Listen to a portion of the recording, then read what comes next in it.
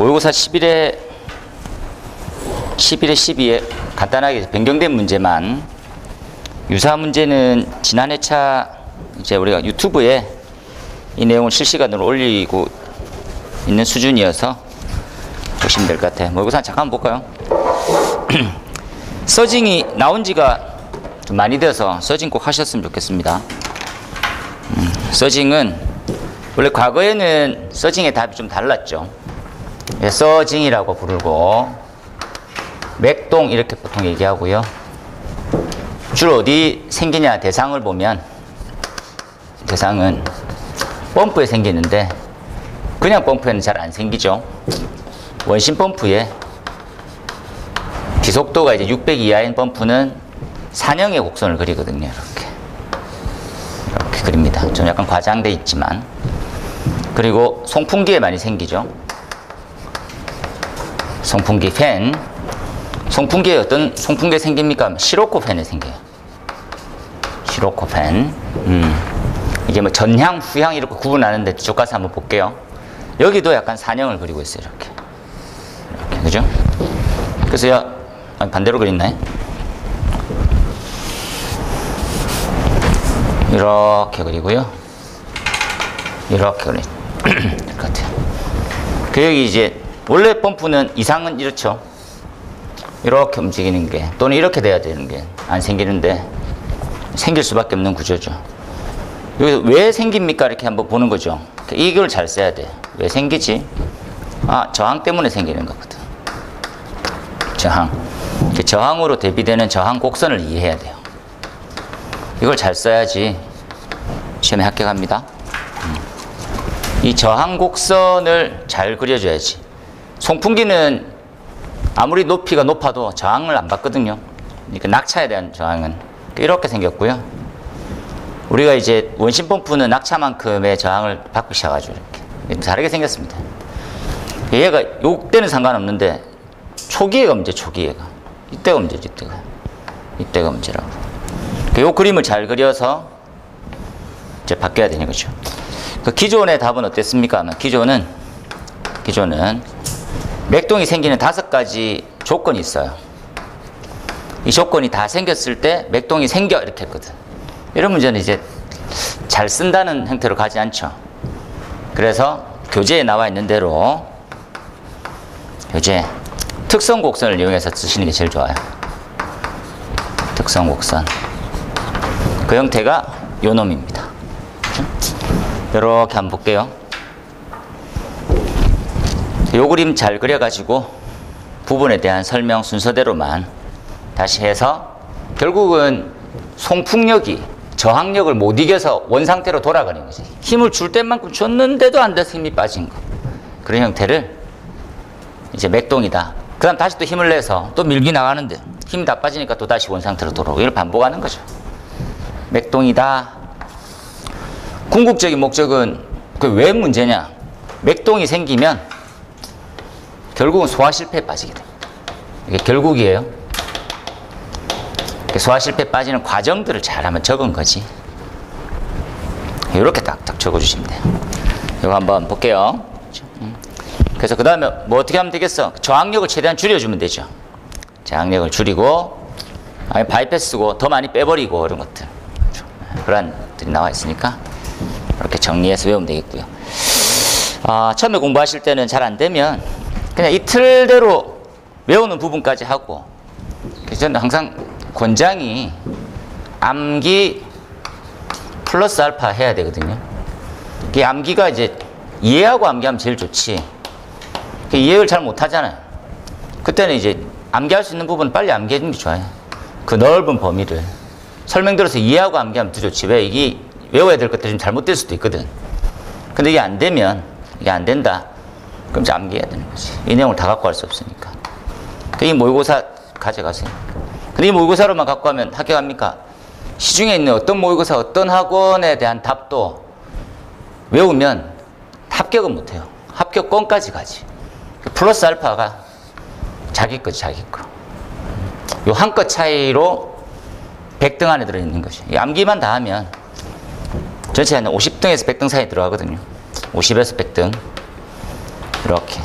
여기로 넘어가려고 하면 플러스 알파 있어야 되지. 플러스 알파가 어떻게 하면 빨리 큽니까? 왜 그렇죠? 왜 그래야 되지? 이렇게 고민하라고. 고민 없이 공부하는 형태가 나중에 피를 봐요. 생각 없이 배우면 빨리 도달을 하는데 합격을 못 하는 거지. 좀 고민할 필요가 있어요. 항상 고민했어요. 왜 해야 되냐? 감압에 관련해서 한번 말씀드릴게요. 2번입니다. 이 감압은 이렇게 생각해 볼게요. 그죠? 그러니까 적정 압력이라는 게 있어요. 적정 압력에 적정이 있는데 이 적정을 우리는 정격이라고 하거든요. 정격을 우리는 뭐라고 부릅니까? 법정 이런 말을 써요.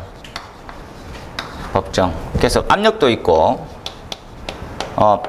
방수량도 있겠죠. 압과 양이 있습니다. 이게 가장 좋은 거죠. 이게 뭘 뜻하는 겁니까? 이게 궁극적으로는 소화되네 이런 거지. 소화의 성공입니다. 이런 거지. 이 압력보다도 높아지면 어떻게 되고 부족하면 어떻게 됩니까? 부족하면 당연히 실패하는 건 알고 있죠. 부족해. 이건 당연히 실패하겠지. 실패. 그래서 과해지면 어떻게 되냐는 것이. 과압도 문제되죠. 과압은 소화 실패뿐만 아니고 부수적인 여러 문제가 생깁니다. 배관에 대한 무리, 배관에 대한 누수라든지 그렇죠? 여러 가지 문제들이 생기겠죠. 기타 등등 엄청나게 많은. 그럼 어떻게 하면 압력을 적정하게 선정할 수 있을까라는 거지. 그때 첫 번째 고려돼야 될 부분들은 손실입니다.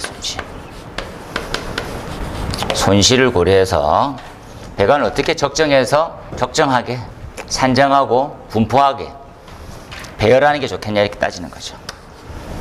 그래서 원래 작은 건물일 때는 상관없었죠. 작은 건물일 때 펌프 한 대만 딱 놓으면 끝까지 갔단 말이지. 너무 건물이 커지는 거예요. 그 방식을 어떤 식으로 할까? 이제 압력에 대한 고른 분포. 이 방식을 우리는 유식하게 감압 방식 이렇게 하죠. 감압이 필요하다. 층고가 높아지는 만큼. 그래서 이런 방식을 쓰면 되죠. 여기 하나 펌프를 두고 밑에도 또 하나 두는 거. 이렇게 한번 써볼까? 아니면 펌프 한 대 두고 한 대 더 두고 낮은 거 높은 거 이렇게. 그런 것보다는 펌프 하나를 생략하고 이 펌프만큼 줄여지는 뭔가를 달면 되겠네. 이렇게 그죠? 그래서 나오면 감압 밸브라는 걸 달면 되겠네. 이렇게. 그래? 고가 수준은 어떻게? 이런 방식들이 있어요. 그 네 가지를 적장에 맞춰서 적은 거지. 지금 나와 있는 거 보니까 어떻습니까? 이렇게 말단에 감압 밸브를 달래. 감압 밸브. 전용 펌프를 2대 달래. 고가 수저 쓸래.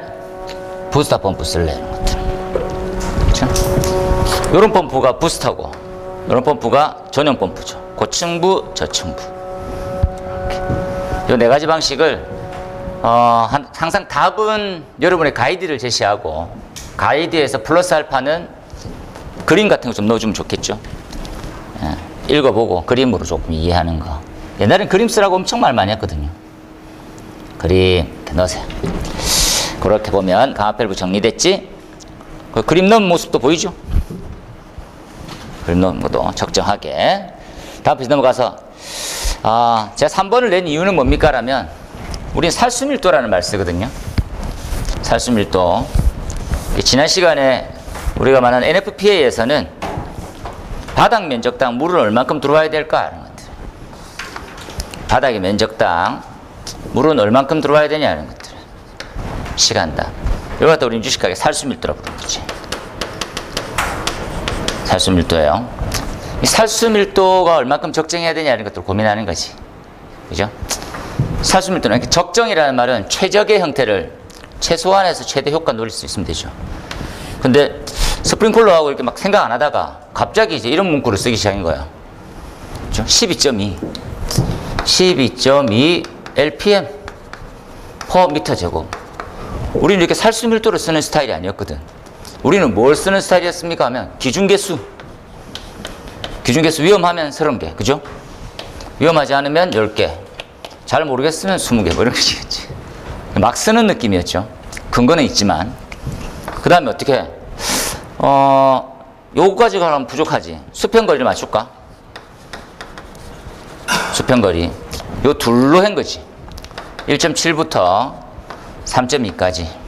총 5단계로. 이렇게. 요거를 살수밀도하고 대신해서 썼어요, 우리가. 하지만 좀 바뀌었죠. 성능 위주 설계로. 성능 위주 설계고, 우리가 늘 잡지 못하다고 하는 딜레마에 빠져 있는 주차장입니다. 주차장. 이 주차장 단독 건물이 아닌 이상은 부속 용도일 때는 주 용도를 따르는 이상한 법을 가지고 있죠, 우리나라는. 무슨 말입니까 하면, 아파트가 있고 주차장이 있으면, 아파트가 주 용도잖아요, 주차장. 그럼 아파트의 기준을 다 따라가요. 골치 아픈 거지. 아파트의 기준개수 10개, 주차장도 기준개수가 10개 돼버리는 거지. 그럼 물은 요만큼 밖에 보관 안 하는 거예요. 그나마 조금 차이가 나는 것은 아파트 같은 경우에는 2.6m 승인받은 수평거리를 가지고, 얘는 내화 구조니까 구조에 따라서 2.3m가 됩니다. 헤드 간의 반경, 헤드 하나의 반경, 이런 식으로 따져버리니까 이 주차장 용도가 별론 거야. 무슨 말입니까? 추가로 상가를 갔어. 상가 똑같은 주차장이고 차도 다 대동소이하죠. 비슷한 놈. 여기는 뭡니까? 30개의 기준개수를 가져요. 30개. 요 30개죠, 주차장. 그럼 물 훨씬 더 많이 보관하고 준비되어 있다고. 이렇게. 똑같은 2.3m지만. 못 믿는 거죠, 이렇게. 야, 이게 안 되겠네. 근데 미국에는 어떻게 됐습니까? 라면 용도별로 가는 거죠. 용도별로. 그렇죠? 지난주에 잠시 해봤어요. 성능 위주 설계 이제 주차장 부분을 이만큼 맞춰라는 거지. 이만큼은 우리 기준에는 계산은 통하지만 기준에는 없던 내용이거든. 그러니까 넣어봐. 이렇게 나와 있었어요. 그렇죠? 한번 오십시오. 그래서 12.2, 0.1일 때 K값은 어떻게 되느냐? 원래 있는 공식은 여기서 출발하죠. Q는 AV, 지난 시간에 했던 만큼 여기 이렇게 정리된 됐어요. Q는 K 루트 P. 그래서 방사압에 따른 뭐다? 방사압에 따른 방수량을 우리가 다 알게 되지. 이 유량을 가지고 면적당 얼마다 라고 따져보면 살수밀도라는 게 나올 수 있어요. 그죠? 잘 한번 이해해서 보세요. 그래서 한번 따져볼까요? 어떻게 따집니까? 이렇게. 조건을. 항상 문제 구할 때는 메뉴의 근거고요. 배경의 개념. 그 다음에 조건을 쓰고 계산식을 써주세요. 이걸 연습을 잘 해놔야 돼. 이게 잘 쓴 답이 되려고 하는 틀이죠. 내가 뭐 안다고 조건 뭐 바로 이렇게 하지 말고 아는 길일수록 잘 꼼꼼하게. 요만큼 조건이 있었어요. 살수밀도 이만큼 나와야 되고, 방수압, 그리고 수평거리, 정사각형에 대한 배치. 그렇죠? 살수밀도 한번 구해볼까요? 면적을 한번 먼저 구하고, 그렇죠?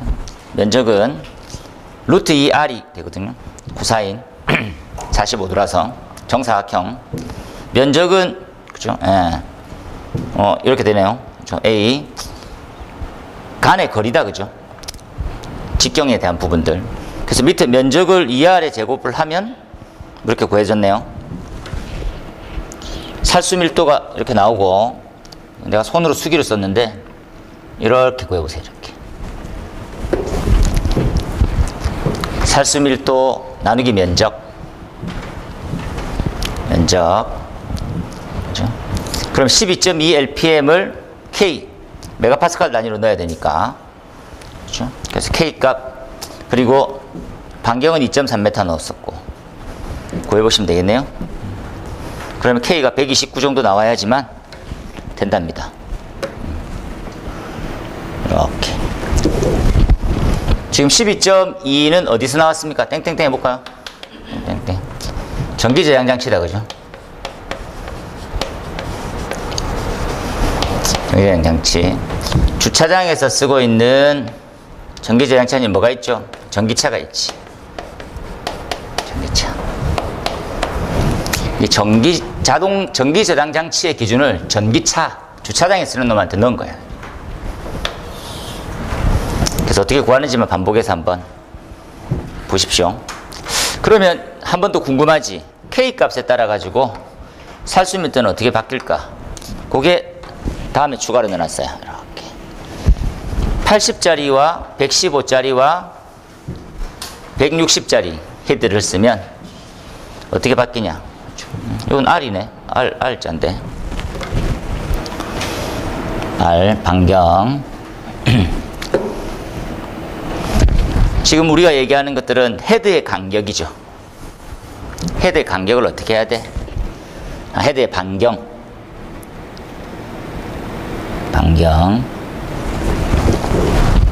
살짝 한번 더 정리해보면 이런 거겠다, 그죠? 면적은 고정이고 쏟아지는 물의 양 LPM을 증가시키고 싶어요. 면적은 고정입니다. 어떻게 하면 살수밀도를 증가시킬 수 있을까? 압력을 높이면 된다, 그죠? 첫 번째 공식상 압력을 높이면 돼. 압력을 무한정 높일 수는 없잖아요, 그죠? 압력을 높일 수는 없으니까 그럼 어떻게 헤드하고 헤드 사이의 간격을 어떻게 하면 된다고? 촘촘하게 붙이면 되겠죠. 촘촘하게. 아니면 헤드에서 구멍이 나오는데 이게 K값이거든요. 여기 반경이고 반경 또는 간격이라고 봅시다. 그래서 헤드의 반경을 줄여버리면 살수밀도 높아지고 압력은 손을 안 대는 거지. 압력을 손을 대기 시작하면 나중에 압력이 너무 커지거든. 압력은 손을 못 대. 그럼 현장에서 K값이 큰 헤드를 쓸 거야? 반경을 더 줄일 거야 하는 거지. 그 형태로 이해하면 됩니다. 그러니까 두 가지를 한번 보세요. 살수밀도를 증가시키는 방법은 K값을 크게 도대체 얼마나, 그리고 두 번째 반경을 줄이자고 하는데 도대체 얼마까지 한번 봐놓으세요. K값은 이거 써볼까요? 기존에는 얼마였었는데 80이었거든. 표준형. 기존에 얼마였었는데 2.3m였죠. 2.3m. 이걸 얼마큼 줄여야 돼? 얼마큼 늘려야 돼? 그 문제를 지금 찾아가고 있는 중이지. 한번 보십시오. 그래, K값을 구하는 것들도 양념처럼 엄청 정리 잘 해놨죠. 한번 싹 볼 때 요약된 걸 한번 보시고 넘어가 볼까요? 시험장치. 시험장치는 왜 필요하냐? 쓰면 2차 측에 뭐가 있으면 필요해요. 2차 측이 뭘로 채워져 있으면.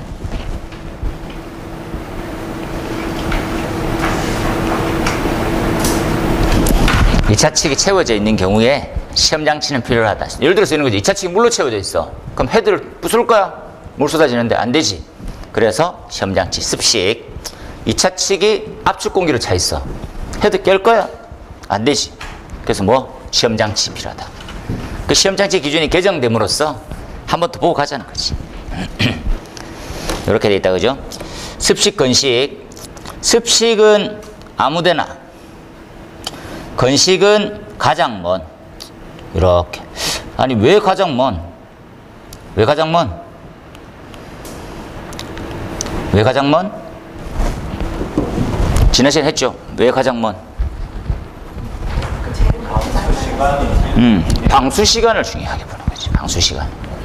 방수 시간이 제대로 제 시간 안에 나오는지가 훨씬 더 중요하다는 개념이지. 그래서 500갤론이다, 그죠? 우리가 알고 있는 500갤론을 미국 기준 그대로 갖고 오니까 숫자가 이상하게 들어오졌죠. 미국에 있는 근거를 그대로 갖고 온 거죠. 이때 도라는 거지. 넘어서면 급속 개방 장치 1분 이내 제한, 초과하면 안 돼. 이렇게 생각하는 거지. 나머지 읽어보시면 될 것 같고, 이게 건식일 때나 방수 시간을 하는. 그렇죠. 습식은 그냥 틀면 바로 물이 나오니까 압측정에 대한 개념을 생각 안 하거든요. 이제 펌프가 기동되는지만 확인하니까 2차 측이 아무데나 둬도 상관없다는 거지. 예. 그럼 방수압을 측정하는 게 아니야, 이렇게 돼버린 거죠. 외국에서도 습식 밸브는 압력을 측정하는 거라 생각 안 하고 있었거든요. 근데 우리만 압력을 측정해야지. 도대체 우리는 왜 이렇게 했는데, 그러게 이렇게 서로 이제 만든 곳에서도 그러게를 나오니까 뭐야 이 새끼야, 네가 했잖아. 그러게 나도 그 당시 담당자가 아니어서 뭐 이런 식으로 계속 얘 쳇바퀴 도는 거예요. 한번 보시고 넘어가 보자고.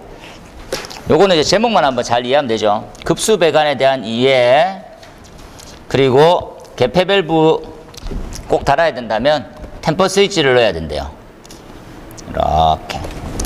급수배관은 도대체 뭐 하는 거지요? 급수배관은 송수구 수원부터 말단의 방수구와 헤드까지 전체의 경로를 급수배관이라 부르는 거지. 우리 소방에서 급수배관이 막히면 큰일 나죠. 지금 최근에 법이 개정돼 가지고 뭐가 있었습니까? 라고 하면 중대 위반 사항이 있어요. 점검. 소방에서 점검하잖아요. 1년에. 큰 건물은 작동 점검과 종합 점검, 작동 기능 점검, 종합 정밀 점검, 이제 명칭이 바뀌었어. 작동 점검, 종합 점검으로. 그리고 최초 건물이 이제 지어지고 나면 60일 이내에 최초 점검을 또 받게 돼 있어요. 그게 이제 법으로 바뀌었습니다. 이 점검을 받게 되는데 작동하고 종합을 받게 되죠. 작동일 때 중대 위반 사항이라는 게 있어요. 중대 위반 사항. 이게 총 4가지가 있는데 그 중에 배관이 들어갑니다. 배관 밸브가 폐쇄되어 있거나 차단되어 있거나 뭐 이상 상태가 발생했었으면 소방서에 무조건 바로 보고해야 돼. 점검하는 중에 이상합니다 하면 바로 신고해야 되는 거지. 옛날에 그런 거 없었죠. 한 봐도 이러면서 맨 입으로 한 봐도 다음에 또 점검 줄게. 아니다, 공사를 줄게. 아, 네 이러면서 했었는데 지금은 이제 짤없지. 지금 어떻게 바뀌었습니까? 옛날에는 한 달이었거든요. 점검하고 나면 이게 되게 웃긴 게 점검자가 있고 관계인이 있죠. 일 맡긴 사람. 그리고 소방서가 있죠. 소방서가 이렇게. 원래 이제 점검하고 난 다음에 관계인한테 서류를 주지. 근데 이때 이제 협의를 하죠. 협의를 해왔지. 왜? 이상이 많습니다. 그랬는데, 잘됐, 고맙다. 소방서 넣어라. 이러면 다음부터 이 회사하고는 같이 거래 안 하겠단 말이지. 그렇죠? 그래서 문제가 있으면, 근데 요즘엔 그렇게 짜려 안 됩니다. 왜? 문제가 많습니다. 요 부분은 제가 조치할게요. 웃기는 소리 하고 있네. 바로 넣게 돼 있지. 관계인이 신고는 하는데 점검회사에서 바로 넣어버려요. 사항을. 그럼 소방서에서 보고 뭐야 이거? 왜 이래 지적이 많아? 한 달 이내에 다 수정해 이렇게 던지는 거지. 그럼 답이 없죠. 그럼 이 사람한테 뭐 바로 공사를 의뢰하든지 뭐 입찰을 올리든지 뭐 이런 것들 얘기하겠지. 그런 식으로 돼 있어 지금. 지금 날짜가 어떻게 돼 있습니까 하면 이 날짜에서 10일 이내 점검이 끝난 날짜부터 10일 이내에 관계인한테 보고하고 점검이 끝날 내에 15일 이내에 다이렉트로 가지는 않습니다. 이렇게 직접 가지는 않습니다. 이렇게 가죠.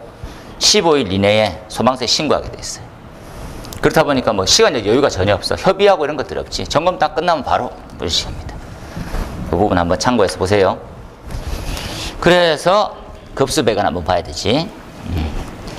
나머지는 개통 한번 그리시고 내용 한번 보시고. 수리계산 절차 지난 시간에 얘기했다 그죠? 수리계산은 도대체 뭡니까? 규약배관 방식으로 하는 장점과 단점이 동시에 있죠.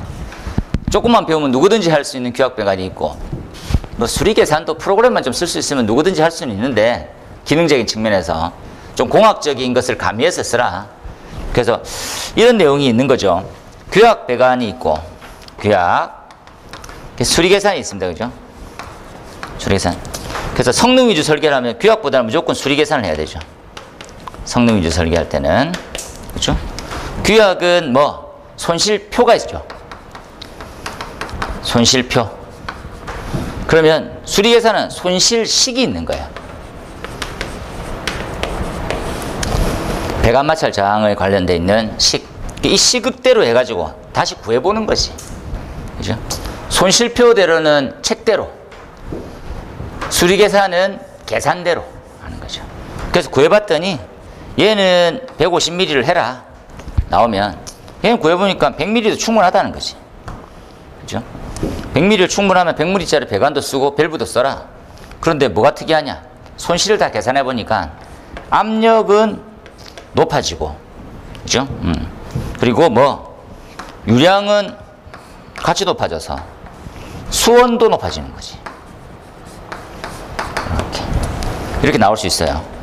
그렇죠? 그러면 배관경을 더 굵게 해가지고 뭐 줄이면 되냐? 배관경을 쏠 때는 지난 시간에 얘기한 대로 뭐만 있습니까 하면 유속 때만 좋아져라 하죠. 그래서 지금 이러한 계산을, 배관경을 구하는 계산을 할 때 가장 큰 이유는 뭡니까? 그렇죠? 손실이죠, 손실. 손실을 구할 때 유속까지도 같이 봐야 되거든요. 그 부분에서 조금 다른 결을 하고 있습니다. 하지만 수리 계산하면 좀 더 싸지죠. 전체적인 물량이 줄기 때문에. 펌프 상태 조금 바뀌고 요렇게 순서대로 한번 기억해 놓으세요. 나오기 전까지. 왜 수리 계산 절차는 뭐 절차서가 한번 새롭게 나온 이유도 있고, 그렇죠? 예. 한번 보고 나올 때가 돼가지고 보고 가시면 좋습니다. 절차를 이런 식으로 그려도 됩니다. 그러니까 표처럼 잘 적는 사람이 있고 그림처럼 약간 잘 보이게 하는 사람이 있어요. 이게 선택의 문제거든요. 그래서 약간 그림을 활용하는 형태는 이제 정리가 끝났었을 시기에 가능하니까 꼼꼼하게 이렇게 적으셔도 점수는 뭐 잘 받더라고. 보십시오. 넘어가 볼게요. 열반응 시험. 이제 도입된 지 얼마 안 됐는데 이게 뭐 시험에는 아직까지 안 나와서 지난 시간에 말했습니다. 뭐였습니까? 우리가 지금 헤드를 동작 시험 했었을 때 방법을 어떤 식으로 씁니까?를 한번 이해해 보세요. 과거에는 어떻게 했습니까? 열풍기라고 하는 형태가 지나가고 있으면 이러한 풍도 내부에 헤드를 이렇게 꽂아요.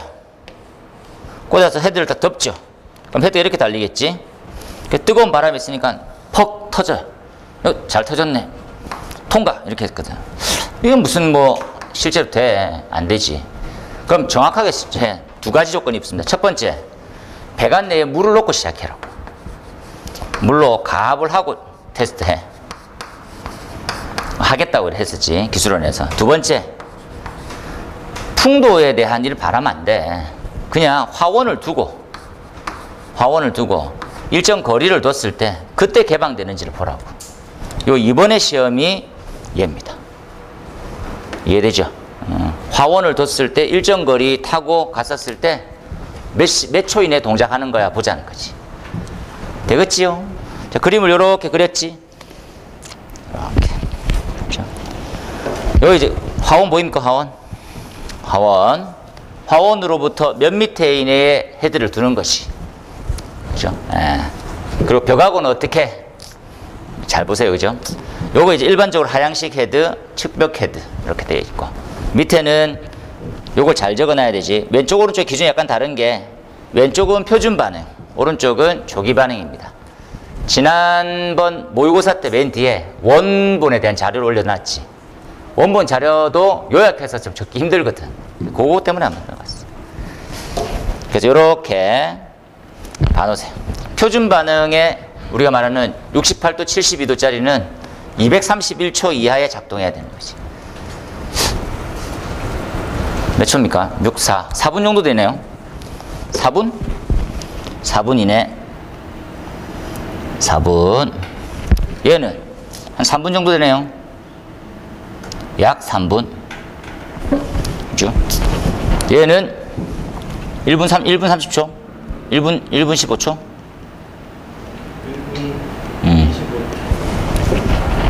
60초가 1분 아닙니까? 아, 맞아요. 1분 15초로 약 이렇게 한번 적으십시오. 그러니까 화원이 있으면 이 정도 시간에 작동된다고 생각하십시오. 금방 작동되고 이런 게 아닌 거죠. 질문이 있습니다. 네. 5개를 하는 건가요? 그 중에 한 개 터지면 되는 건가요? 그냥 이게 표면상으로 보게 되면 몇 개 한다라고 하는 게 적혀 있지 않아 가지고, 근데 그림을 기준으로 보면 5개 이렇게 되는 거죠. 이게 몇 개 한다라는 게 없어요. 원본도 적혀 있지 않아 가지고 표시를 5개 해놨으니까 뭐 5개 그림대로 그려놓으시는 게 맞을 것 같아요. 그 중에 하나 이런 거 아니고 보통 샘플은 3개 정도 하는데 많이 그려져 있더라고. 이거 한번 보시고 넘어가서 보면 ESF8 지난 시간 한번 해봤다 그죠? ESF8의 헤드 화재 조기 진압용 헤드죠. 방사압은 어떻게 될 거야 이런 것들 한번 보자는 거지. 이 부분에 가장 체크 한번 해볼게요. 창고형 헤드 나올 때 말씀드렸어요. 창고에 관련된 화재 안전 기준이 이제 제정 예정이죠. 그래서 준비를 꼼꼼하게 하시고 기존 거보다는 어떤 식으로 바뀌었는지. 창고도 종류가 많았다, 그죠? 레크식 창고가 있고, 특수가연물이 저장되는 창고가 있고, 일반 창고가 있고, 어떤 창고일 때 뭐를 달아라 했던 것들이 지난 시간에 했는데, 핸 듯한 느낌을 들으면 됩니다. 했죠? 자료가 있으니까 뭐, 이렇게 보면 되고 있고. 조심해야 될 거는 13.7m 이하까지만 ESFR이 가능합니다. 요걸 넘어가면 ESFR의 기능이 또 안 되는 거지. 이게 나중에 한번 가서 말씀드릴 텐데, 이런 거죠. 원래는 우리가 뭐였냐? 표준형 헤드를 썼죠. 창고도. 자, 창고의 변천사 한번 볼까요? 창고. 창고 첫 번째 만들어졌어. 창고도 표준형이지. 표준했지. 창고가 더 커지는 거야, 이렇게. 창고가. 표준형 가지고는 안 되는 거지. 이거 뭐 어떻게 해야지? 그럼 헤드를 상하로 둘까, 상하로. 상부, 하부. 상부, 하부 뒀더니 어떤 문제가 생깁니까? 상부가 터지면 하부가 다 젖어버려요. 헤드가 안 터지는 거지. 야, 그럼 하부를 바꾸면 되잖아. 하부를 인렉 헤드로 바뀌어요. 인렉. 물량이 더 커지는 거죠. 야, 안 되겠는데. 야, 그러면 물을 좀 더 많이 뿌리는 헤드가 좋겠네. 라지 드랍이 나옵니다. 라지 드랍. 라지 드랍 나오고 렉화되죠. 창고가. 야, 밑에는 뭐 안 되겠어. 그럼 어떻게 해야 돼? 이제 가장 적정하고 조기 개방되고 뭐 하부를 침투할 수 있는 형태만 틀게 되면 ESFR을 하나만 가자. ESFR. 하지만 조건 제한이 있죠. 13.7m를 벗어나면 안 됩니다. 실험을 해보니까 안 되는 거지. 더 층고가 높아져 있는 헤드는 이게 작동 시간이 굉장히 중요하기 때문에 안 되는 거예요. 그래서 ESFR에 가려면 정리되어 있는 형태는 뭡니까? 나머지 쭉 다 보니까 뭐뭐 필요하냐? 양이 중요하다는 거지. 하고 조기. 양이 중요하기 위해서는 뭐를 고민해야 됩니까? 방사압이 중요하대요. 방사압과 그죠? K 값이 중요하다는 거지. K 값. 이렇게 해야지만 나오는 거니까, 그죠? Q 값은 K 루트 P죠. 이거 다 봤다는 거지. 그래서 첫 번째 알아야 될 것들은 이렇게 한번 보세요. 이렇게 같은 K 값일 때, 뭘 보라고? 방사압이 달라진다라는 거. 이해됩니까? 높이가 높아질수록 방사압이 높아져야 그래야지만 우리 살수밀도가 나온다라는 거. 단순한 생각이죠. 당연한 말인데 우리 저런 제한이 있어요, 없어요? 표준형에. 표준형 헤드 몇 미터까지 설치할 수 있습니까?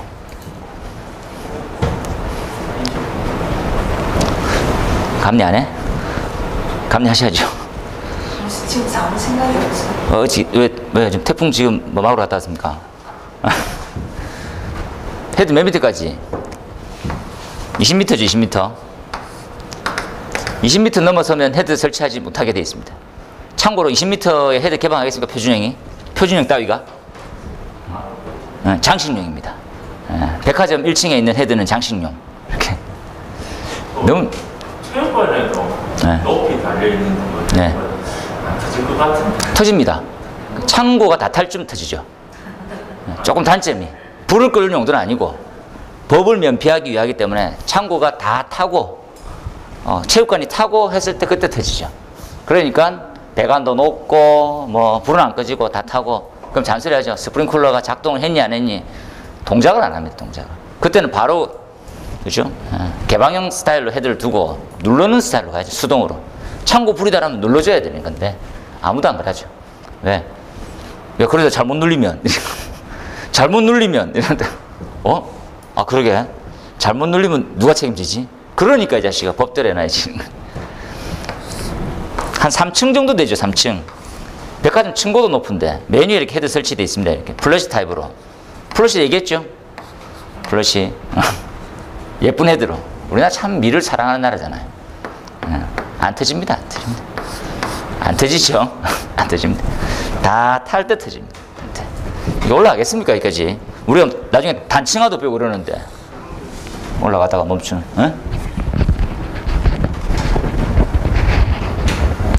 밖에서 누가 왔네요. 좋은 나라에 살고 있죠. K 값이 작으면 마찬가지입니다. 압력을 높여가지고 살수밀도를 맞추는 것이. 우리도 조금 바꿔야 되는 거죠. 뭘 바꿉니까 하면 방사압의 기준이 층고가 높아질수록 압력을 높이는 형태를 조금 이해하고 설계를 해야 되는데 그런 건 절대 설계 안 하죠. 조금 안타깝습니다. 이 부분이 특히나 좀 조심스러운 거지. 그렇죠? 넘어가 볼까요? 그래서 보시고 1교시 문제는 좀 꼼꼼튼튼하게 잘 봐놓으세요. 꼼꼼튼튼하게 1교시 문제는. 그리고 2교시 문제는 풀어나가는 능력이 필요하거든요. 그래서 본문은 보되 개요는 진짜 단순 참고만 하셔야 됩니다. 단순 참고. 개요를 따라서 이해하거나 하기에는 조금 부족하지. 바로 한번 넘어가 볼까요, 그냥. 지금 뭐 RTI 한 번 더 써보세요라고 해서 넣었거든요. 그래서 뭐 요 형태대로 그대로 쓰시면 됩니다. 쭉 따라서 예쁘게 써놨네요. 잘 썼네요. 그리고 예상 문제 수준으로 했던 콜솔더링과 스키핑, 세컨 오더도 다 한번 준비하시고, 그 다음에 인터럭 예상 문제입니다 했던 부분들 다 모범 답안처럼 나와 있으니까 참고해서 보시면 될 듯해요. 여기까지. 그 다음에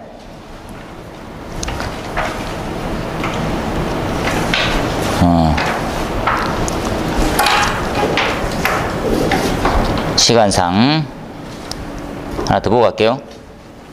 잠시 끊었다가. 그러면 뭐 ESF가 20m짜리는 의미가 없다고 봐야 돼요. 실험을 했다면서요. 13.7m까지가. 어떤 의미로 의미가 없다고요? 그 13.7m 이상으로는 ESF를 실험을 안 했다고 네. 못한다고. 네. 그러니까 13.7m 넘는. 아니 했는데 효과적이지 않은 거지. 가연물 적재 높이 기준으로 봤었을 때 헤드가 원래 ESF는 하나를 설치하는 거거든요. 한 개로 그 높이를 커버할 수 있는 범위 정도. 실제로 이제 ESF를 터뜨려 봐도 완전 물은 엄청나게 많이 쏟아지는데 13.7 이상 올라가 버리니까 소화력이 확 떨어지는 거지. 그게 의미가 없어가지고, 그럴 것 같으면 이제 단을 다른 배열로 해야 되는지 ESF를 2개 넣는다든지 이런 식으로 바꿔놓을 수밖에 없죠. 하나짜리 쓰는 형태는, 그러니까 ESF를 하나를 쓰려고 뭐 2단을 하는, 3단을 하는 형태를 안 했는데 13.7m를 넘어서면 2단이나 3단으로 갈 수밖에 없는 거죠. 그러면 원래 우리가 목표했던 거하고 좀 달라지는 거지. 네, 들어가 볼까요?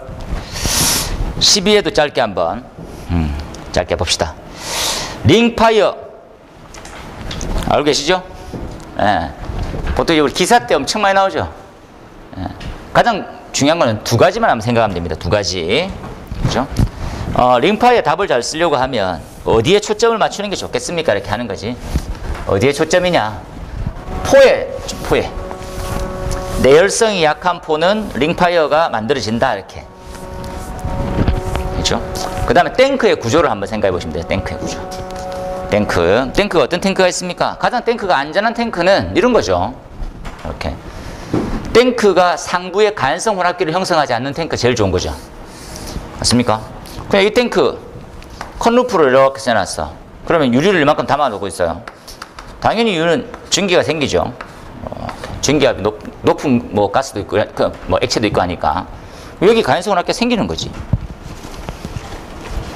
이렇게 생길 수밖에 없지.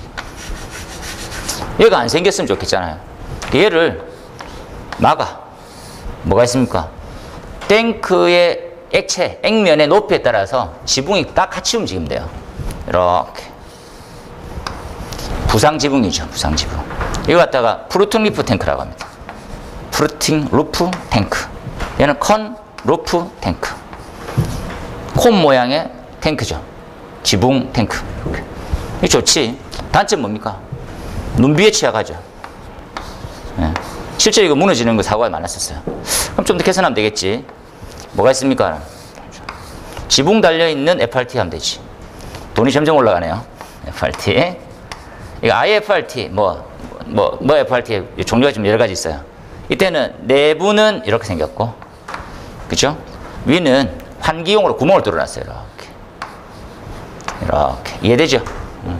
그래서 눈과 비는 막고, 그래서 가연성 혼합기가 일시에 생기더라도 넘어가게. 이렇게 하지.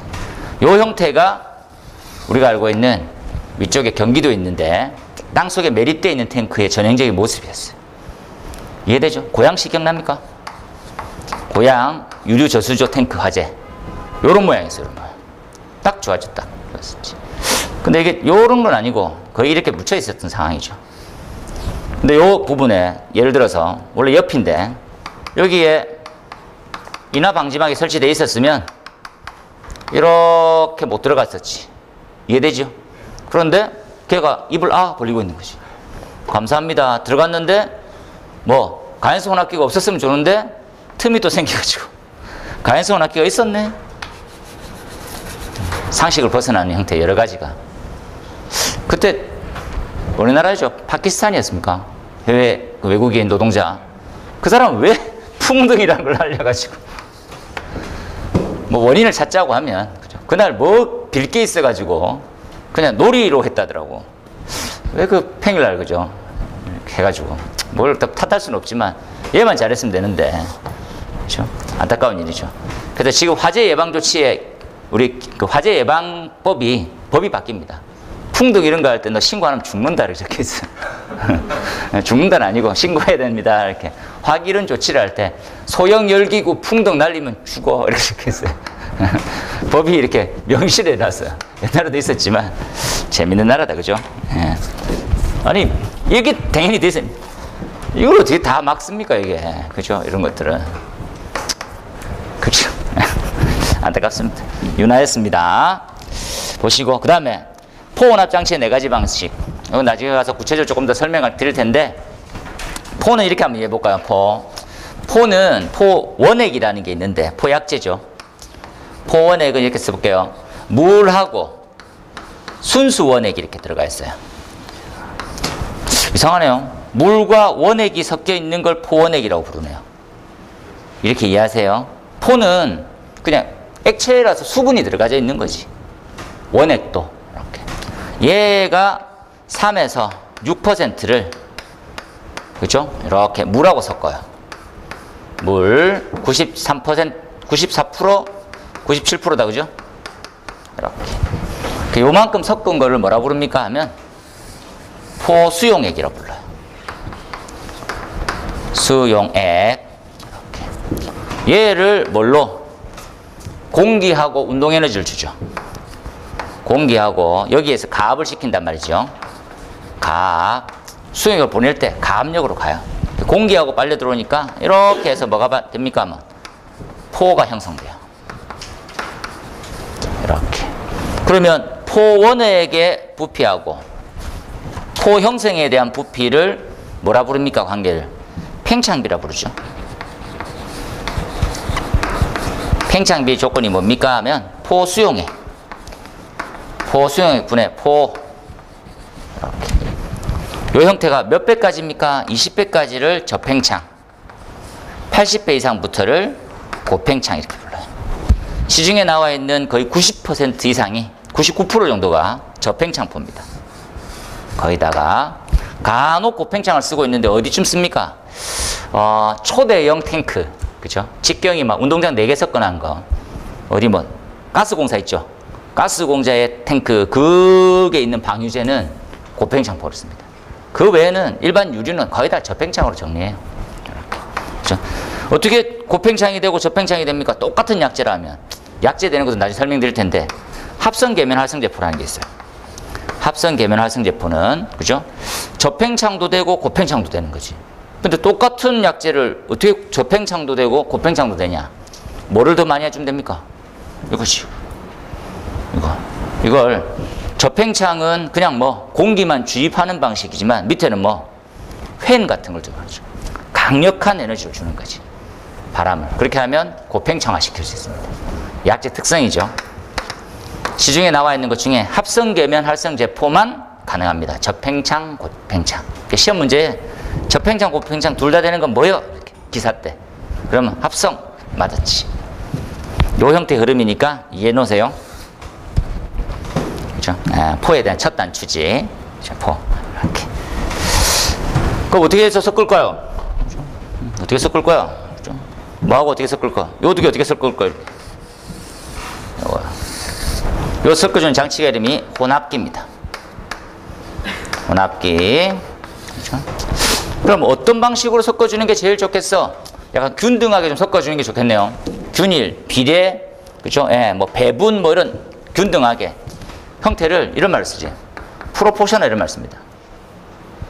프로포셔널. 이제 개발되는 방식에 따라 가지고 약간 이렇게 진화되어 왔죠. 첫 번째가 라인, 두 번째 펌프, 그죠? 세 번째 프레저. 그 다음에 네 번째 압력을 별도로 프레저 사이드. 이렇게 개발되어 왔어요. 라인, 펌프, 프레저 사이드. 이렇게. 밑으로 갈수록 돈이 많이 들겠지. 많이 드는 방식으로. 현재 지금 제일 많이 쓰고 있는 게 뭡니까? 프레저 프로포셔널 제일 많이 쓰고 있어요. 프레저 프로포셔널 제일 많이 쓰고 있습니다. 그렇죠? 여기서 한 개만 더 적을까요? 이왕 적는 거. 이렇게. 어떤 논리냐? 이렇게. 라인을 줄였더니 폴을 흡입할 수 있네. 벤츄리 작용이 가능합니다. 그죠? 펌프는 그냥 단순하죠. 가압되어 있는 수하고 특이하게 가압수까지 적으면 안 되겠네. 헷갈리겠네. 이렇게 하나만 적읍시다. 농도 조절 밸브. 농도 조절 밸브로 혼합하는 거네요. 그죠? 프레저는요. 가압수의 힘, 그리고 벤츄리. 프레저 사이드다. 별도의 약제 펌프죠. 약제 펌프가 존재하더라는 거지. 이런 말만 써놓으면 프로포셔널은 끝났지? 그래서 우리가 해야 될 일은 이렇게 쓸게요. 정의대로 쓰세요. 아는 거 쓰지 말고 화재안전기준에 명시되어 있는 거 정의대로 해서 쓰는 연습을 하세요. 그리고 플러스 알파는 뭐 좀 더 점수 받으려면 그림을 그리세요. 그림 그리세요. 정의대로 쓰고 내용을 이해하고 그림을 그리세요. 이렇게 보이지요? 그림 그리고 정의를 요약해서 그리고 어디다 소방에서 활용하는지 그려봤지. 그렇죠? 제일 많이 쓰고 있는 형태가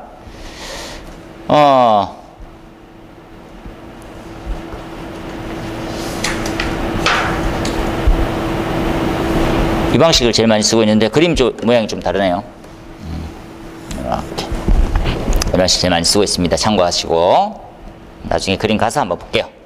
넘어갈까요? 정량폼. 이어지는 문제지. 이거 한번 볼까요? 이렇게 이 3% 97%, 6% 94%라. 이렇게 이제 완벽하게 혼합되면 제일 좋죠. 하지만 이 비례 혼합에 대한 단점이 이 토출량이라고 하는 펌프의 유량만큼 그대로 잘 나오면 되는데 그렇지 않더라는 거지. 그래서 야, 이게 조금 문제가 있네. 왜? 이제 벤츄리에 대한 형태의 특징이죠. 벤츄리는 뭐 유속이 빨라지게 만들어 가지고 압력이 저하되는 만큼 흡입되거든요. 흡입을 시키는 거거든. 근데 이 균일하지 못한 형태가 생기는 거지. 야, 못 믿겠네. 초반에 좀 잘 되더만, 뭐야 이게. 그래서 야, 이걸 되게 무식하게 하자는 것이. 뭐 부위를 손대지 말고 그냥 단순하게 뭐 면적을 곱해서 Q 토출량을 가지고 혼합시키자는 거지. 이해되죠? 그럼 되게 최적만큼 나가는 만큼 하겠다는 거지. 아, 그래? 우리가 옛날에 또 그 뭡니까? 뭐 물레방아? 물 도는 것만큼 있잖아요. 물 참으면 계속 돌잖아요. 이렇게 그것만큼 한번 쿵 하는 것처럼 그걸 쓰자는 거지. 그걸 갖다가 우리 이렇게 써요. 정량폼 혼합 방식을 써요. 그게 그 문제입니다. 되겠습니까? 정량. 다시 보면 왼쪽은 과거 방식, 왼쪽은 오른쪽.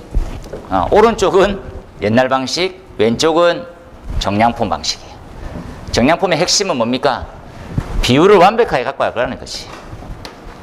3%, 97% 딱 정확하게. 그러면 이제 물이 나가자마자 완벽하게 섞여서 나가는 것이. 그렇죠? 이거 어떻게 하면 되겠습니까? 물레방하고 똑같은 것이. 물레방. 물레방아 한 바퀴 돌 때 얘 펌프질 3번 하게. 이해되죠? 한 바퀴 돌면 기하고 똑같아요. 한 바퀴 돌면 3번 하고 한 바퀴 돌면 6번 하게 만들어 놓으면 되지. 그렇죠? 여기 이제 실린더라고 있습니다. 실린더가 칙칙칙칙칙 3번 뿜어줘요. 한 바퀴 돌면 칙칙칙칙칙 이렇게. 되게 단순한 원리로 돼 있는데 금액이 비싸. 1억 이렇게. 뭐 껌값이죠. 화학 공장이나 이런 데서 뭐 1억 정도 투자할 수 있잖아요. 막 사더라고. 화학 공장 돈이 많더라고. 엘모 화학 공장. 그죠? 전폭적인 투자는 되게 되는데 안 쓰고 있더라고. 이렇게. 정량품입니다. 나중에 한번 다시 가서 볼게요. 신뢰도 향상이죠, 결국은. 포가 적정한 혼합비가 나오지 않으면 항상 소화 실패입니다. 그러니까 그 부분을 어떻게 해결할 거냐 이렇게 보시면 되겠지. 넘어가 볼게요. 정량폼 그림 더 잘 그렸네. 더 잘 그리긴 했으나 똑같이 못 알아보겠죠. 교재에 있는 내용처럼 실제로 이제 이게 판매하는 그 사이트에 있는 그림을 나타낸 거거든요. 결국은 워터터빈이 한 바퀴 돌 때 밑에 있는 폼펌프가 원래 이제 6% 되려면 요게 3%짜리고요. 한 개 더 붙어 있어요, 이렇게. 돌 때마다. 그래서 이렇게 움직이죠. 6번. 그래서 나간다 이렇게 생각합시다. 넘어갈게요. 그 다음에 가스계 설계 프로그램 줄쳐놓고 몇 마디만 더 적어볼까요? 뭡니까? 설계 프로그램은 성능 인증이야? 성능 인증이야. 성능 인증에 대한 형태를 잘 이해해보면 뭡니까? 얘네들은 요청에 의해서 판매사의 요청에 의해서죠. 판매자라고 해야지 이해되지? 내가 물건을 팔고 싶어. 물건을 팔고 싶은데 내 물건이 좋은 거를 증명받고 싶은 거예요. 그렇게 만들어진 제도가 성능 인증입니다. 그런데 내가 물건을 팔고 싶어. 그런데 법적으로는 어떻게 의무가 돼 있어. 그래서 그 조건을 만족시키지 않으면 팔 수가 없게 돼 있는 거지. 그게 형식 승인이에요. 이해하세요? 형식 승인은 형식 승인 기준에 맞추지 않으면 내가 판매할 수가 없어. 성능 인증은 판매할 수 있는데 내 제품이 더 좋아요 할 때 하는 거지. 그러니까 내가 그냥 요청해서 받고 싶으면 받는 거지. 성능 인증에 대한 조건도 있겠죠. 그 조건입니다, 지금. 다시 이거 한번 이해해 볼게요. 과거의 설계 프로그램은 KFA 인증이었어요. KFA 인증이었어. 문제가 많은 거예요. 소화시험도 좀 별로 안 하고. 그래서 성능 인증 제도로 바뀌었거든. 성능 인증 제도라는 것은 요청에 의한 부분이지만 이걸 이해합시다. 그래도 의무처럼 돼버렸어요.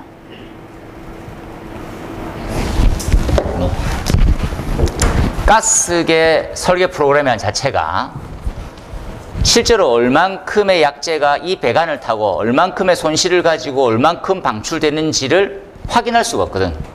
그게 검증용 프로그램을 얘기해요. 검증용 프로그램 몇 가지 종류가 있겠죠. 나라에 이걸 써라.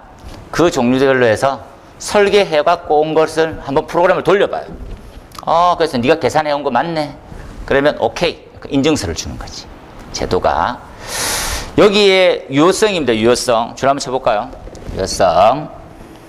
유효성 부분에 대해서 방출시험이 있네요. 방출시험 항목이 벌써 2번 나왔어, 시험에. 난 중요해 이렇게 썼는데 2번이나 나와가지고 어렵습니다. 요만큼만 가지고 요만큼이 10점짜리 가지고 플러스 알파 추가로 조금 더 하세요. 요거만큼은 기본이에요. 이게 25점짜리에서 중요 부분만 떼온 거니까 한번 써봐줘 이렇게 써요. 방출시험 됐어. 넘어가고 과합배출구. 과합배출구 이해합시다. 과합배출구는 도대체 뭡니까? 약재가 이 방호구역 내에 초창기에 방출이 되면 불활성 기체하고 CO2 불활성 기체하고 이 CO2는 60초의 시간이 있죠. 우리한테 요 60초 우리한테 60초라는 건 60초 동안 방사되는 거지. 1분 동안 방사되는 거예요. 할로겐 화합물은 몇 초입니까? 10초죠. 10초 10초의 방사. 이렇게 방사됐었을 때 순간적으로 압력이 올라간다고. 확 올라가. 그렇죠? 근데 약재 특성에 따라서 CO2 같은 경우에는 살짝 올랐다가 부합이 돼버려요. 약재 특성입니다. 그렇죠? 부합이 됐다가 다시 또 압력이 올라가는 거지. 근데 요거 전체 시간을 따져보면 한 30초 정도 이내에 0에 가까워져요. 0에. 초창기에 나오는 압만 좀 높거든. 이 높은 압은 불 끄는 거하고 전혀 무관해요. 이때 우리가 준비해야 될 것들은 뭡니까? 구조적 내력입니다. 쓸게요. 구조적 내력.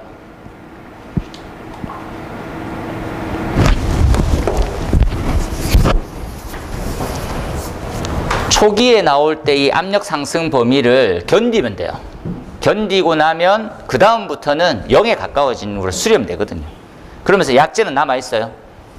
차서. 이게 잠깐 틀리고 착각하는 형태가 뭐냐면 이제 기술사들도 잘 모르지. 뭘 모릅니까 하면 실제로 이게 압력이 이렇게 확 나오면 얘네들 가스들이 다 발출돼서 나가버리는 줄 알아. 그런 건 아니에요. 그렇게 되려고 하면 어떻게 해? 방호구역 있죠, 방호구역. 방호구역 이렇게 있죠. 방호구역. 하부의 과압 배출구 같은 건 배출구가 있어야지. 이래 빠져나가지. 약재가 빠져나가냐 안 나가냐는 뭡니까? 여기 달아주면 되죠, 이걸. 이렇게. 그럼 이렇게 방출되겠죠. 이때 뭐가 나가요? 공기가 나갑니다, 공기. 이 딜빵한 소리들 하는 거지. 초기 압력이 높으면 뭐 약재가 튀어나간다. 그런 소리를 하니까 소방의 발전이 더딘 거예요. 응? 기술사들이 그럽니다, 기술사들이. 그러면 안 되는 거 아니에요? 아니에요, 전혀. 다른 곡선이지. 요때 여기서 빼주면 됩니다. 빼줘야지. 그리고 한 2, 30초 지나면 0에 가깝다니까.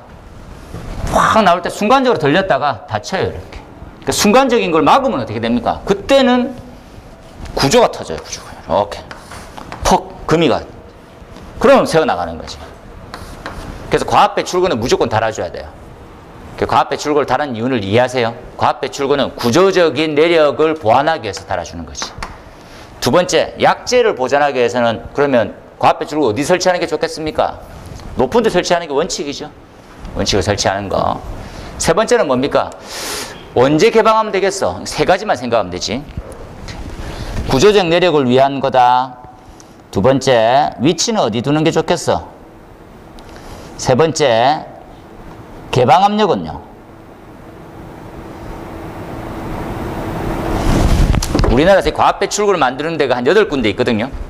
과압배 출구. 이게 되게 단순한 원리입니다. 압력이 세지면 들렸다가 압력이 약해지면 닫혀요, 자동으로. 되게 단순한 원리 있잖아요. 이렇게 하고 똑같은 거지, 이렇게. 단순한 원리. 근데 4개의 회사, 5개 회사는 200파스칼에 열리게 되어 있습니다. 200파스칼. 3개의 회사는 50파스칼에 열려요. 저는 50파스칼을 지지하고 있는 입장이지. 체크해 놓으세요. 그죠? 50파스칼에 열려가지고, 그러니까 낮은 압력에 빨리 열려야 돼요. 열렸다가 압력이 줄게 되면 그냥 자동으로 닫히면 됩니다. 아니, 이렇게 작은 압력에 열리게 되면 약재가 또 나가지 않는 그런 이상한 소리를 또 하기 시작해요. 논쟁의 의미가 없습니다. 초창기라니까, 초창기. 20초 동안만 나가고, 그다음부터는 약재가 있어요, 내부에. 나중에 이렇게 된다니까, 0. 대기압하고 똑같은 상태가 돼요. 약재가 분출되고 나면. 그때부터는 이게 열릴 리가 없지. 약재가 빠져나갈 염려가 없다고. 그렇기 때문에 생각해 놓으세요. 자, 구조적 내력을 잘 계산하고, 이건 계산을 통해서 구조적 내력을 알아야 되는 것들은 뭘 하면 되겠습니까? 체크합시다. 뭐, 이래서 면적이 산정돼요. 과압배 출구의 면적. 그리고 농도 유지를 위해서 위치가 중요하죠. 무거운 가스일수록 위로 가는 거. 기본은 다 위로 가는 게 제일 좋지. 두 번째 거예요. 그치? 개방 압력은 50파스칼로 둡시다.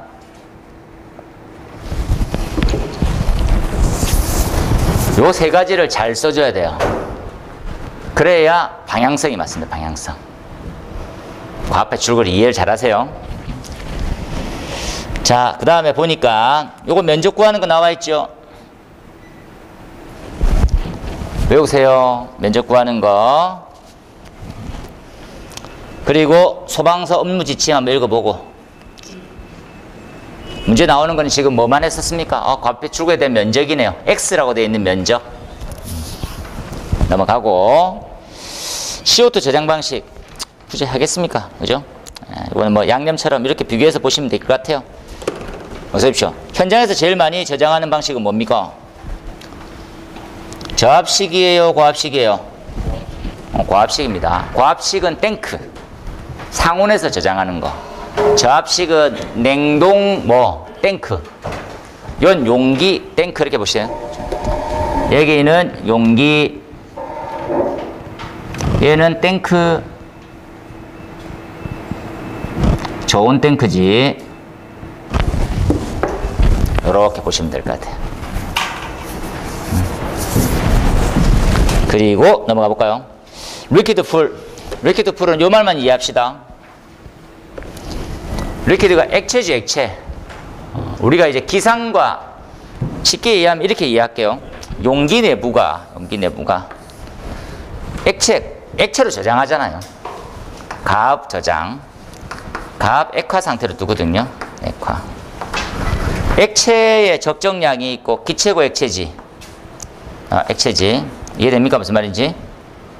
그런데 액체 양이 많아지면 어떻게 될 거야? 이해됩니까? 액체가 더 많이 차면 무슨 문제가 생겨요? 그냥 있으면 가압 아니지. 열 받으면 팽창하는 게 엄청나지잖아요. 적정량 찾기. 이게 리퀴드 풀입니다. 잘 이해하세요. 어느 정도 적정량이 제일 중요한 거냐는 거지. 샘플, 액체마다 다 약재마다 다 다른데, 한 개만 딱 생각하면 됩니다. 밑에 그림 같은 것들 보면, 볼까요? 50% 채웠을 때와 60% 채웠을 때, 온도 상승에 따른 팽창 비율, 압력의 상승 비율이 저렇게 차이 많이 나게 돼요. 그러니까 어디까지만 해라, 이런 것들 찾는 거. 그걸 리퀴드 풀. 그러니까 조심할 선을 어떻게 찾을 거냐, 그 부분이지. 이렇게 해놓으세요. 다시 한번 봅시다. 우리는 뭘로 얼만큼 저장돼 있어? 충전 밀도란 말 쓰거든요. 충전 밀도. 그러면 용기의 온도가, 저장 용기실 온도가 상승 안 하면 문제는 없지. 많이 저장하고 있으면 좋잖아요, 솔직히. 똑같은 가스에 이런 거 있잖아요. 얘가 68리터짜리 탱크지. 68리터 45kg이지. 친한 데라. 내 약재 사오는 데가 약재 좀 더 넣었어요 라는 거지. 한 10kg 더 넣었어요 이렇게. 55kg 줬다. 그럼 뭐라 해야 돼요? 아유 사장님 감사합니다. 아우 역시 단골이니까 좀 싸게 많이 주시네요. 이렇게. 많이 채운 거예요 이렇게. 더 많이 채웠다고 할까요? 많이 채운 거지. 적정량보다. 좋죠. 병수를 줄일 수 있고 얼마나 좋아. 야 한 병 내가 이렇게 입마에 포켓해도 되겠는데라는 생각하는 거지. 주변에 화재가 났네? 부피 팽창이 엄청나지는 거지. 적정선의 온도 이상부터는 탱크가 터지기 시작해요. 그 부분을 조심하고 알고 있으라고. 그 내용이지, 그 내용. 요거 한번 잘 체크하세요. 충전 밀도를 초과했었을 때 어떻게 되냐. 요걸 내용을 적는 것도 중요하지만 잘 그리세요. 잘 그리세요. 지금 우리 교재에는 두 가지 그림을 선정해서 해놨지. 잘 볼 필요가 있어요. 됐고, 요렇게 그려놓으세요, 이렇게.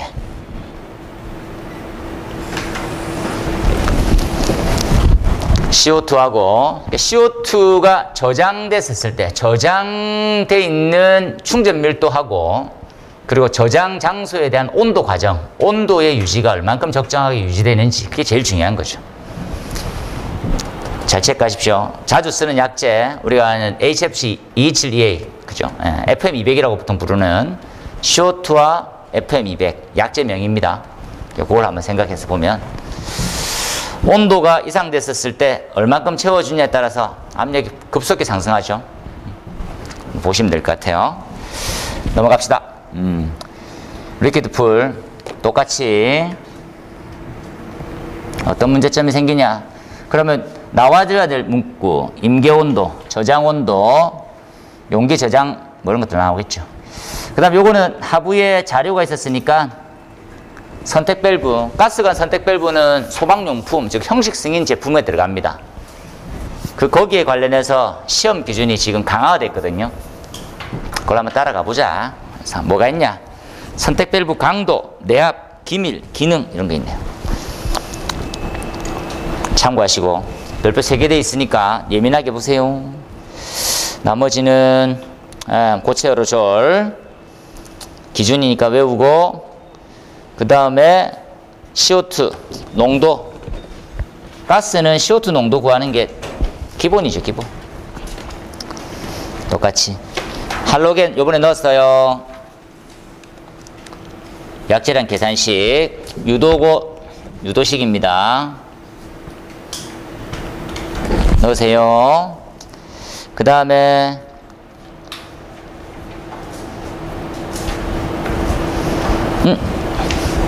안 넣네, 하나를. 창고에 관련해서 안 넣네. 그거는 제가 따로 하나 올려놓을게요. 한번 정리해 주세요 그랬거든. 창고가 없네. 지난 시간에 나눴던 자료 있죠? 창고 과제에 관련해서 기준을 정리해서 한번 보자. 왜냐하면 이게 기준이 돼 있는 거 보는 느낌하고 작성돼 있는 거 보는 느낌은 좀 다르거든요. 그거 한번 눈으로 보시라고 했었습니다. 여기까지 400까지네요. 5회도 답 준비된 형태로 단톡에 올려드릴 테니까 그렇게 한번 보시면 될 것 같습니다. 그렇죠? 모의고사 풀이 마치고 식사하시고 좀 쉬었다가 마저 한번 보도록 할게요. 이렇게 좀 쉬었다 하겠습니다.